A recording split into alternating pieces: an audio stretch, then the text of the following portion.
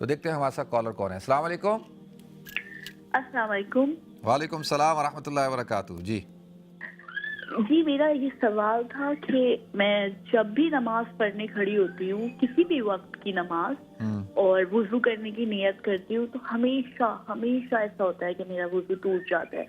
ایک بار کھڑی ہوتی ہوں، 2 بار، 3 بار، اس کے بعد میں بہت فرسٹریٹ ہو جاتی ہوں اور نماز تو کسی حال میں معاف نہیں ہے. تو میں کیا کروں؟ ٹھیک ہے، میں بتاتا ہوں میری بہن.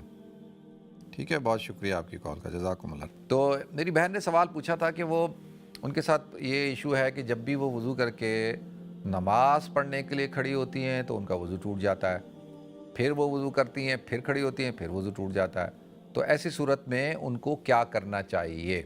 دیکھیں، ایسی صورت میں کہ جس شخص کا وضو رکتا نہ ہو، کسی بھی وجہ سے، بیماری کی وجہ سے، کوئی اور ایشو ہے، تو اس کے لیے حکم یہ ہے کہ وہ شریعت کی اصطلاح میں معذور ہے.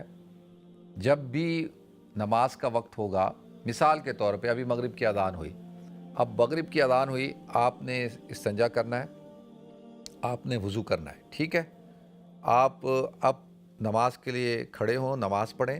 اب اگر آپ کا وضو ٹوٹ بھی رہا ہے تو اس سے کوئی فرق نہیں پڑے گا، کیونکہ آپ معذور ہیں، اور معذور کو یہ ریلیکسیشن ہے، اس کے لیے یہ آسانی ہے کہ وہ اب اسی وضو کے ساتھ نماز پڑھ سکتا ہے. تو عشاء تک، جب تک عشاء کا وقت نہیں ہوگا، اس وقت تک آپ نماز بھی پڑھ سکتی ہیں اور سنتیں بھی پڑھ سکتی ہیں.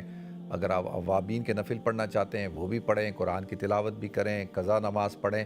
تو وہ پورے وقت تک اگر آپ کا وضو ٹوٹ بھی رہا ہے ظاہری طور پر، تو وہ معذور کے حکم کی وجہ سے آپ کا وضو ویلڈ ہوتا ہے اور آپ اس میں نماز پڑھ سکتے ہیں. ٹھیک ہے جی. تو یہ اللہ تعالیٰ کی طرف سے ریلیکسیشن ہے، آسانی ہے کسی کو اگر یہ عذر ہو. ٹھیک ہے، تو آپ نماز پڑھ لیا کریں، کوئی ایشو کی بات نہیں ہے.